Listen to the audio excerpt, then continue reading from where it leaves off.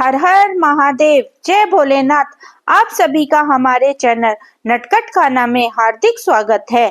आप सभी का दिन शुभ हो और भगवान भोलेनाथ आप सभी की मनोकामनाएं पूर्ण करे और आपके ऊपर और आपके परिवारजनों पर अपनी कृपा दृष्टि बनाए रखे। आज रसपान कीजिएगा शिव महापुराण के 21वें अध्याय का। ब्रह्मा जी बोले, ब्राह्मणों के रूप में पधारे स्वयं भगवान शिव की बातों का देवी मैना पर बहुत प्रभाव पड़ा और वे बहुत दुखी हो गई। वे अपनी पति हिमालय से कहने लगी कि इस ब्राह्मण ने शिव जी की निंदा की है। उसे सुनकर मेरा मन बहुत खिन्न हो गया है। जब भगवान शिव का रूप और शील सभी कुछ कुसंगित है तथा सभी उनके विषय में बुरा ही सोचते हैं और उन्हें मेरी पुत्री का स्वर्थ अयोग्य मानते हैं, तो मैं अपनी प्रिय पुत्री का हाथ कदापि उनके हाथ में नहीं दूंगी। मुझे अपनी पुत्री अपने प्राणों से भी अधिक प्रिय है। यदि आपने मेरी बात नहीं मानी तो मैं इसी समय विष खा लूंगी और अपने प्राणों को त्याग दूंगी। साथ ही अपनी बेटी पार्वती को लेकर इसी घर से चली जाऊंगी। मैं पार्वती के गले में फांसी लगा दूंगी, उसे वनों में ले जाऊंगी तथा किसी सागर में डुबो दूंगी, परंतु किसी भी हालत में उसका विवाह पिनकधारी शिव के साथ नहीं करूंगी। यह कहकर देवी मैना रोती हुई तुरंत कोप भवन में चली गई और उन्होंने कीमती वस्त्र आभूषणों का त्याग कर दिया और जमीन पर लेट गई। जब इस विषय में भगवान शिव को जानकारी हुई तो उन्होंने सप्त ऋषियों को याद किया। वे तुरंत ही वहां गए तथा तब त्रिलोकीनाथ भगवान शिव ने सप्तऋषियों को देवी मैना को समझाने की आज्ञा देकर उनके घर भेजा। त्रिलोकीनाथ भगवान शिव का आदेश मिलते ही सप्त ऋषि उन्हें श्रद्धा पूर्वक प्रणाम करके आकाश मार्ग से पर्वतों के राजा हिमालय के राज्य की ओर चल दिए। सप्त ऋषि जब हिमालय के नगर के निकट पहुंचे तो वहां आकाश ऐश्वर्य देखकर उनकी प्रशंसा करने लगे। वे सातों ऋषि आकाश में सूर्य के समान चमकते हुए जान पड़ते थे। उन्हें आकाश मार्ग से आता देखकर हिमालय को बहुत आश्चर्य हुआ। शैलराज सोचने लगे कि इन तेजस्वी सप्तऋषियों के आगमन से आज मेरा पूरा राज्य धन्य हो गया है। तभी सूर्यतुल्य तपस्वी सप्तऋषि आकाश से उतरकर पृथ्वी पर खड़े हो गए। गिरिराज हिमालय ने दोनों हाथ जोड़कर और अपना मस्तक झुकाकर आदर पूर्वक उन्हें प्रणाम किया और उनका पूजन तथा स्तुति की। तत्पश्चात गिरिराज हिमालय ने कहा कि आज मेरा घर आपके चरणों की रस पाकर पवित्र हो गया है। मेरा जीवन आपके दर्शन से धन्य हो गया है। फिर आदर पूर्वक हिमालय ने सप्त ऋषियों को आसन पर बिठाया। हिमालय बोले, आज मेरा जीवन सफल हो गया। आज मेरा सम्मान इस संसार में बहुत ज्यादा बढ़ गया है।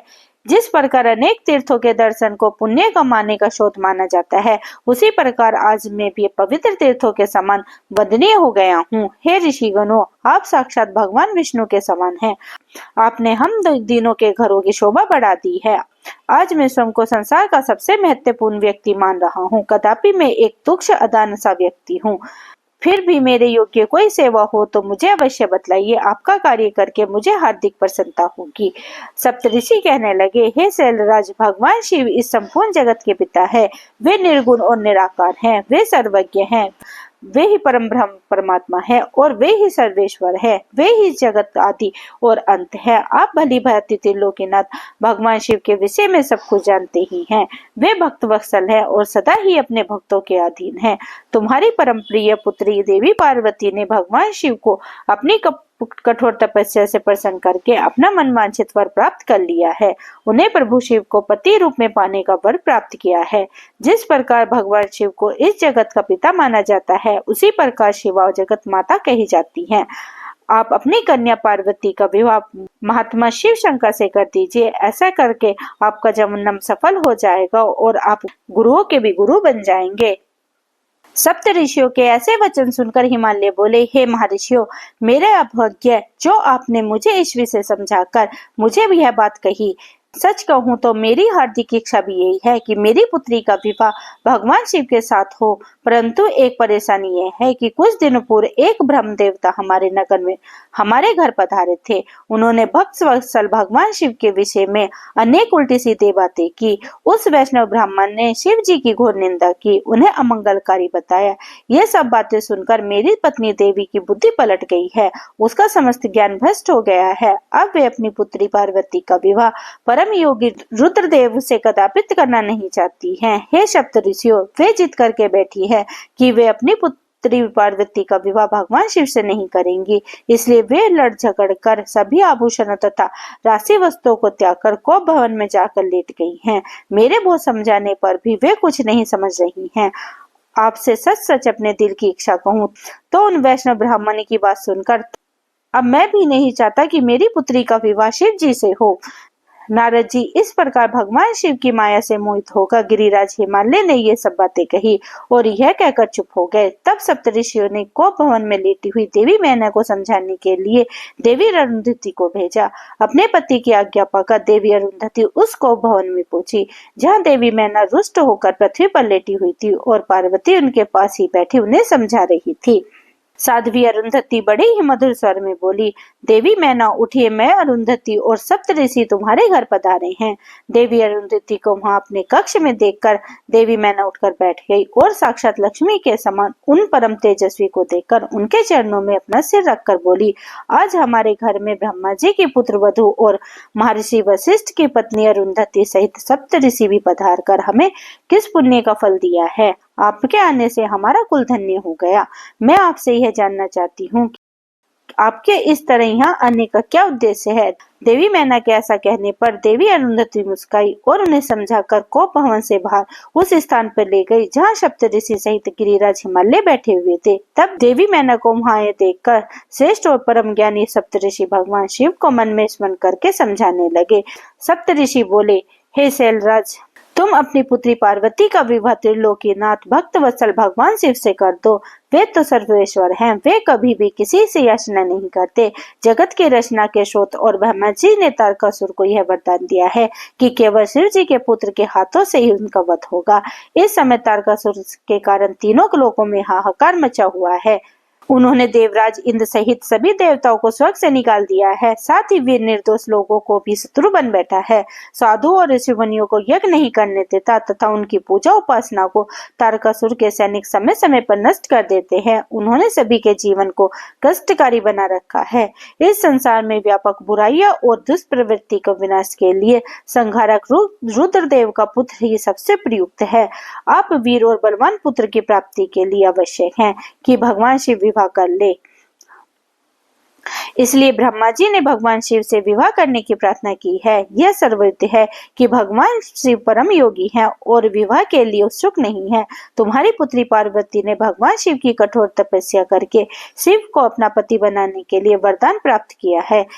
यही कारण है कि महादेव जी देवी पार्वती का पानी ग्रहण करना चाहते हैं। सप्तऋषियों की यह बात सुनकर हिमालय विनय पूर्वक बोले, हे ऋषिगण, आपकी बातें सही हैं, परंतु जहाँ तक मैं जानता हूँ शिव जी के पास ना तो रहने के लिए घर है और ना ही कोई नाते रिश्तेदार हैं और ना ही बंधु बांधव हैं। उनके पास कोई राजपाट भी नहीं है और ना ही ऐश्वर्य और विलासता का जीवन ही जीते हैं। आप वेद विधाता ब्रह्मा जी के पुत्र हैं, इसलिए मैं आपका आदर और सम्मान करता हूँ। आप परम ज्ञानी हैं और यह भी जानते हैं कि जो पिता काम मोह भय और मोह का कारण अपनी कन्या का विवाह अयोग्य वर से कर देता है, वे मरने के बाद भी नरक का भागी होते हैं। इसलिए मैं कोई ऐसा कार्य नहीं करना चाहता जिससे मैं नरक का भागी बनूं। मैं अपनी प्रिय पुत्री पार्वती का विवाह स्वेच्छा से कभी भी शूलपाणी शिव के साथ नहीं करूंगा। यह मेरा और मेरी पत्नी दोनों की फैसला है। हे महर्षियों, आप परम ज्ञानी और समझदार हैं, इसलिए हमारे लिए उचित विधान को बतलाकर हमें कृतज्ञ करें। ब्रह्मा जी बोले, हे नारद, हिमालय के कहे वचनों को सुनकर महर्षि वशिष्ठ बोले, हे शैलराज, भगवान शंकर इस संपूर्ण जगत के पिता है और देवी पार्वती इस जगत की जननी है। शास्त्रों की जानकारी रखने वाला उत्तम मनुष्य वेदों में बताया गया 3 प्रकार के वचनों को जानता है। पहला वचन सुनते ही बड़ा प्रिय लगता है, परंतु वास्तविक में वह असत्य और अहितकारी होता है। इस प्रकार का कथन हमारा शत्रु कहा जाता है। दूसरा वचन सुनने में अच्छा नहीं लगता, परंतु उसका परिणाम सुखकारी होता है।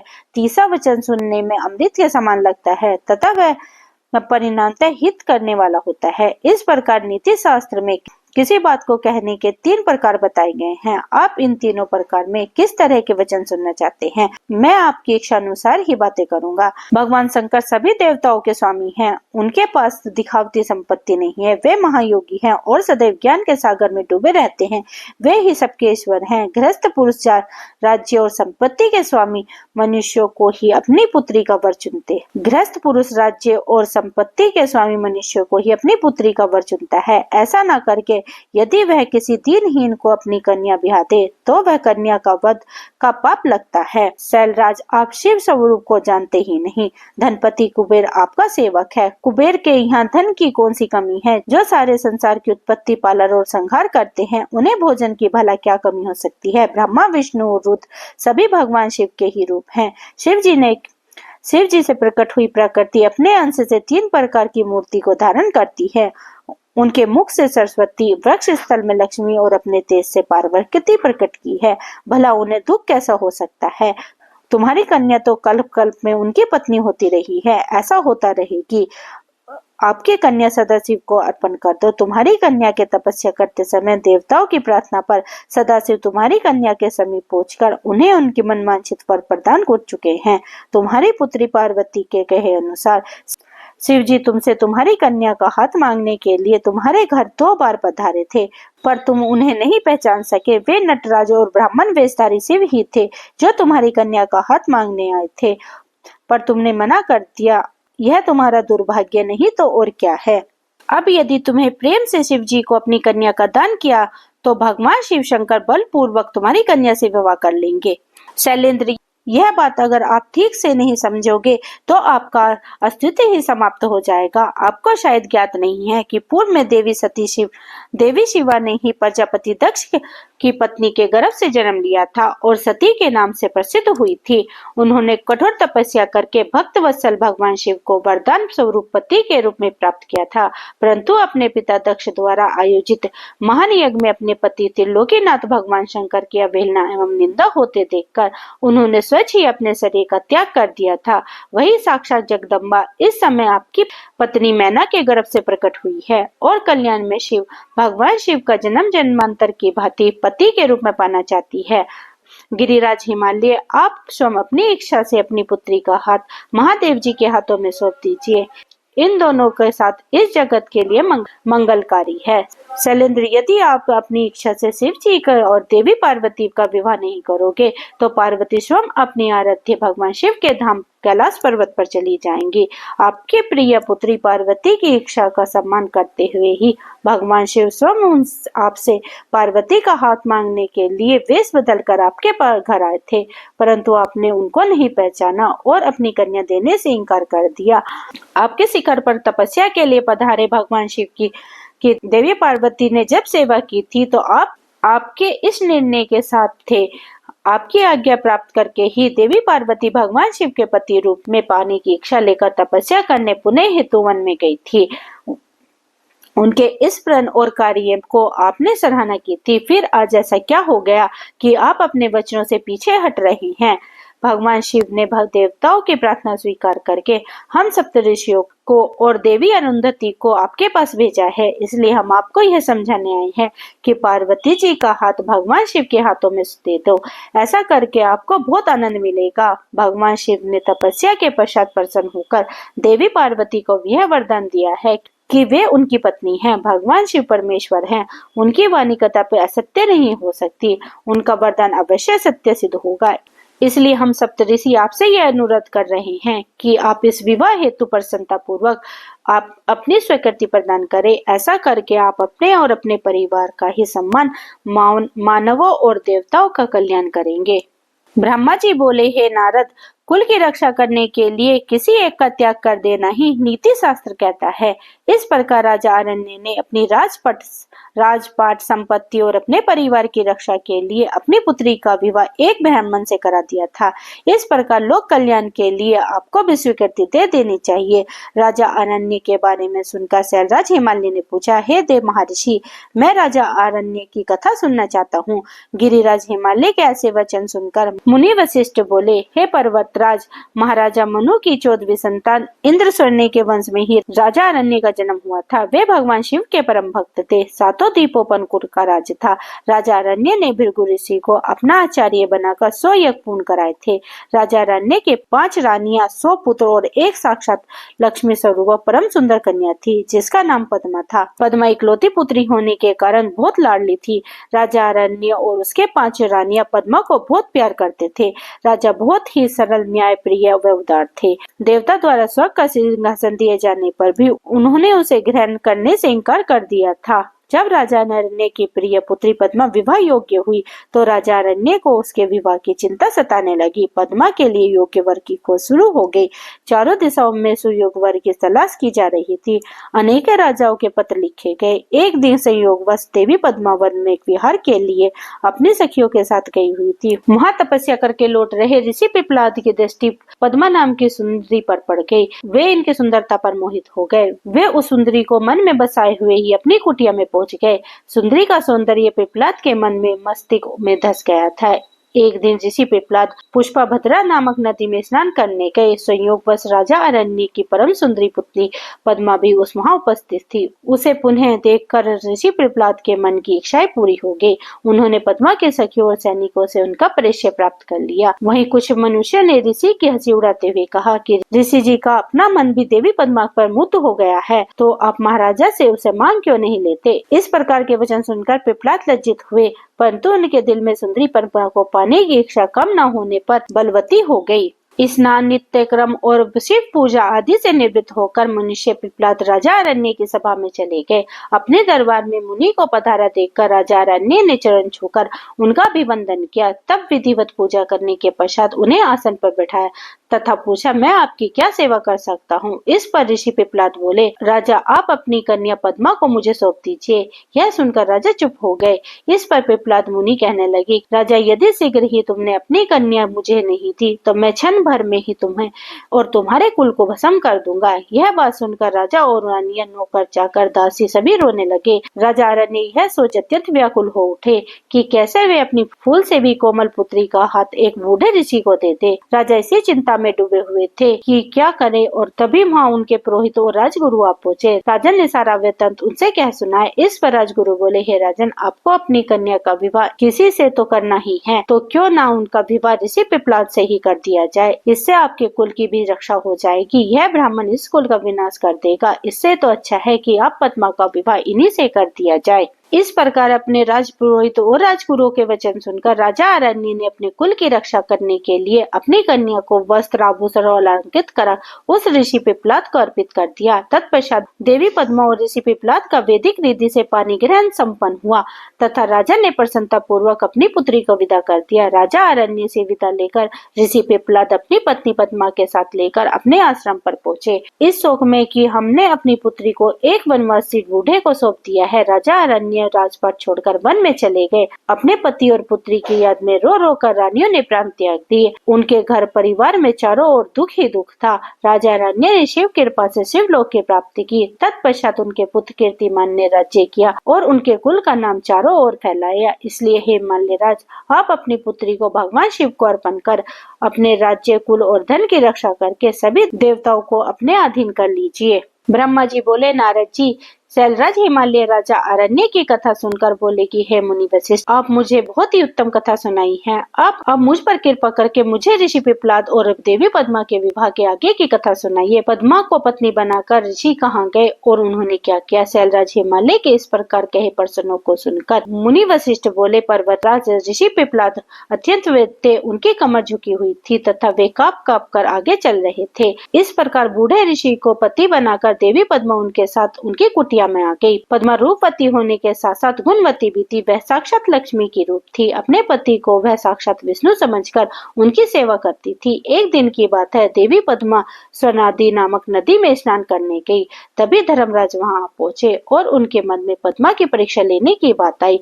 धर्मराज ने राशि वस्त्र और आभूषणों को धारण किया और रथ पर बैठ गए। रथ में बैठे वे साक्षात कामदेव के प्रतीत हो रहे थे। देवी पद्मा के मार्ग में रोककर उन्होंने कहा, देवी आप तो परम सुंदरी हैं, आपकी सुंदरता को देखकर तो चांद भी शर्मा जाए। आप तो राजरानी बनने योग्य हैं। आप इस भयानक जल में उस बूढ़े पिपलाद के साथ क्या कर रही हैं? वह बूढ़ा तो मृत्यु के बहुत पास है। देवी आपको उनको त्याग कर मेरे साथ चले, मैं आपको अपने हृदय में स्थान दूंगा। आप मेरी रानी बनकर राज करेंगी। आपकी सेवा करने के लिए हजारों दासियां होंगी जो आपकी हर आज्ञा को सरदारिये करेंगी। मैं स्वयं आपका दास बनकर रहूंगा। यह कहकर धर्मराज रथ से नीचे उतरकर देवी पद्मा का हाथ पकड़ते हुए आगे बढ़े। यह देखकर पद्मा क्रोधित हो गई और पीछे हटकर जोर से बोली, रे मूर्ख, अज्ञानी, अधर्मी, पापी, दूर हट जा। यदि तूने मुझे स्पर्श किया तो तू नष्ट हो जाएगा। तू काम से अंधा होकर मेरी पतिव्रत धर्म का भ्रष्ट करना चाहता है। तू क्या सोचता है कि तेरा यह राशि, रूप और धन देखकर मैं अपने परम पूज्य तेजस्वी ऋषि पिपलाद आदि का त्याग कर दूंगी? नहीं, कदापि नहीं। याद रख, यदि तू मुझे बुरी नजर से देखेगा तो भस्म हो जाएगा। देवी पद्मा के श्राप को सुनकर धर्मराज भयभीत हो गया। उन्होंने तुरंत राजा का वेश त्याग दिया और अपने सिर रूप में आकर बोले, माता मैं धर्म हूँ, मैं अज्ञानियों का भी गुरु हूँ और हर स्त्री को सदैव अपनी माता मानता हूँ। मैंने यह सब आपकी परीक्षा लेने के लिए किया है। मेरा जन्म ही इसीलिए हुआ है कि मैं धर्मात्मा मनुष्यों को धर्म संबंधी परीक्षा लेकर उन्हें धर्म के सदृढ़ करूं। परंतु देवी आपने मुझे शाप दे दिया है। अब मेरा क्या होगा? यह कहकर धर्मराज चुपचाप खड़े हो गए। तब देवी पद्मा ने कहा, हे धर्मराज, आप तो इस संसार के सभी जीवों के कर्मों के साक्षी हैं। फिर मेरी परीक्षा लेने के लिए आपको यह सब ढोंग करने की क्या आवश्यकता थी? अब तो शब्द मेरे मुंह से निकल चुके हैं। जिस प्रकार कमान से निकला हुआ तीर कमान में वापस नहीं जा सकता, उसी प्रकार मेरा शाप मिथ्या नहीं हो सकता। धर्म आपके 4 पाद है। सतयुग में तुम्हारे 4 पाद होंगे, त्रेता युग में 3 पाद होंगे और द्वापर में 2 पाद होंगे। कलयुग में 1 पाद भी नहीं होगा। परंतु जब पुनः सतयुग शुरू होगा तो तुम्हारे 4 पाद पूर्व की भांति वापस हो जाएंगे। पद्मा के वचनों को सुनकर धर्मराज प्रसन्न हो गए और कहने लगे, देवी आप धन्य हैं। आपका अपने पति से अटूट प्रेम है। आप सदा ही उनके चरणों से प्रेम करेंगी। मैं आपकी पतिव्रता धर्म से प्रसन्न होकर आपको वरदान देता हूँ कि आपके पति जवान हो जाए तथा उनकी जवानी स्थिर रहे। वे मार्कंडे के समान दीर्घायु हों, कुबेर के समान धनवान तथा इंद्र के समान सुंदर और वैभव संपन्न हो। देवी आपको शीघ्र ही 10 पुत्रों की प्राप्ति होगी जो कि गुणवान और दीर्घायु होंगे। ऐसा कहकर धर्मराज अंतर्ध्यान हो गए और देवी पद्मा अपने घर वापस आ गई। उन्होंने घर पहुंचकर देखा तो उनके पति धर्म के वरदान के अनुसार जवान हो गए थे। उनके घर में सुख और विलास की सभी वस्तुएं मौजूद थी। इस प्रकार पिपलाद और पद्मा सुख पूर्वक जीवन व्यतीत करने लगे। कुछ समय पश्चात देवी पद्मा के 10 पुत्रों की प्राप्ति हुई, जिन्हें पाकर दंपति का जीवन खुशी से भर गया। ब्रह्मा जी बोले, नारद, महर्षि वशिष्ठ ने राजा अरण्य की पुत्री पद्मा और ऋषि पिपलाद के विवाह तथा धर्मराज द्वारा पद्मा को प्रदान किए गए वरदान की कथा सुनाकर कि पिपलाद आदि स्थिर रहने वाले यौवन के स्वामी होंगे, इंद्र के समान सुंदर व वैभव संपन्न होंगे और 10 गुण संपन्न पुत्रों की उन्हें प्राप्ति होगी। शैलराज हिमालय ने कहा, हे राजन, मैं आपसे प्रार्थना करता हूँ कि आपके और आपकी पत्नी मैना के मन में जो भी नाराजगी है उसे भूलकर अपनी पुत्री पार्वती का विवाह त्रिलोकीनाथ भगवान महादेव जी के साथ कर दे। आज से 1 सप्ताह बाद का मुहूर्त जो रोहिणी नक्षत्र में चंद्रमा और पुत्र बुध के साथ लगन में स्थिर होगा, अत्यंत शुभ है। मंगसिर माह के सोमवार को लगन में सभी शुभ ग्रह की दृष्टि होगी। उस समय बृहस्पति भी सौभाग्य के वंश में होंगे। ऐसे शुभ मुहूर्त में अपनी पुत्री पार्वती, जो कि साक्षात जगदम्बा का अवतार है, उनका पानी ग्रहण भक्त वत्सल भगवान शिव से करा दे और अपने आप को धन्य समझे। यह कहकर ज्ञान शिरोमणि मुनि वशिष्ठ चुप हो गए। उनकी बात सुनकर मैना और हिमालय आश्चर्यचकित हो गए और अन्य पर्वतों से बोले, गिरिराज, मेरु, मंदराचल, मैनक, गंधमर्दंग, सहस्त्र विद्या, आप सभी ने मुनिराज वशिष्ठ के वचनों को सुना। कृपया आप सब मुझे यह बताइए कि इन परिस्थितियों में मुझे क्या करना चाहिए। आप सभी इस संबंध में मुझे अपने विचारों से अवगत कराइए। शैलराज हिमालय के कहे इन वचनों को सुनकर सभी पर्वतों ने आपस में विचार विमर्श किया और बोले, हे गिरिराज हिमालय, इस समय ज्यादा सोच विचार करने में कुछ नहीं होगा। अच्छा यही है कि हम सप्तऋषियों द्वारा कही गई बातों को मानकर देवी पार्वती का विवाह शिव जी से करा दें, क्योंकि वास्तव में पार्वती का जन्म ही देवताओं के कार्य को पूर्ण करने के लिए हुआ है। अतः हमें शीघ्र ही उनकी अमानत उनके हाथों में सौंपकर अपनी जिम्मेदारियों से मुक्त होना चाहिए। तब सुमेरु तथा अन्य पर्वतों की बात सुनकर हिमालय प्रसन्न हुए और देवी पार्वती भी मन ही मन मुस्कुराने लगी। देवी अरुंधति ने भी विविध प्रकार की कथाओं को सुनाकर पार्वती की माता मैना को समझाने का प्रयत्न किया। मैना जब समझ गई तो बहुत प्रसन्न हुई। उन्होंने सभी को उत्तम भोजन कराया। उनके मन का सारा संदेह और भय दूर हो गया। शैलराज हिमालय ने दोनों हाथ जोड़कर उन सप्तऋषियों से कहा कि आपकी बातों को सुनकर मेरे मन का सारा शक दूर हो गया है। मैं भली भांति जान गया हूँ कि शिव जी ही ईश्वरों के भी ईश्वर अर्थात सर्वेश्वर है। वे ही इस जगत के कण कण में व्यक्त है। वे ही अतुलनीय हैं। इस संसार के हर वस्तु हर प्राणी उन्हीं की है। यह कहकर हिमालय ने अपनी पुत्री पार्वती का हाथ पकड़कर उन सप्तऋषियों के पास खड़ा कर दिया और बोले कि आज से मेरी पुत्री शिवजी की अमानत है। वे जब चाहे इसे यहाँ से ले जा सकते हैं। ऋषिगण बोले शैलराज की बात सुनकर प्रसन्न हुए और बोले भगवान शिव आपकी पुत्री को क्षम मांगकर आपका सौभाग्य प्रदान कर रही हैं। यह कहकर वे ऋषिगण पार्वती को आशीर्वाद देने लगे और बोले देवी आपका कल्याण हो तथा आपके गुणों में निरंतर वृद्धि हो। आप भगवान शिव की अर्धांगिनी बनकर उनका जीवन खुशियों से भर दे। सप्तऋषियों से सुविचार करके 4 दिनों के बाद का मुहूर्त विवाह के लिए निकला। तब शैलराज हिमालय ने देवी मैना से आज्ञा लेकर वह सप्तऋषि देवी अरुंधति सहित वहां से भगवान शिव के पास चले गए। जय भोलेनाथ। आज की कथा हमारी यही विराम ले रही है। आगे की कथा को सुनने के लिए आप मेरे चैनल को सब्सक्राइब करें और बेल आइकन को प्रेस करें जिससे कि आने वाली वीडियो की नोटिफिकेशन आपको मिलती रहे। और मेरी वीडियो को आप ज्यादा से ज्यादा लाइक करें, परिवार और भक्तजनों में शेयर करें। मिलती हूँ इससे आगे के अध्याय के साथ। तब तक के लिए हरे कृष्णा, राधे राधे।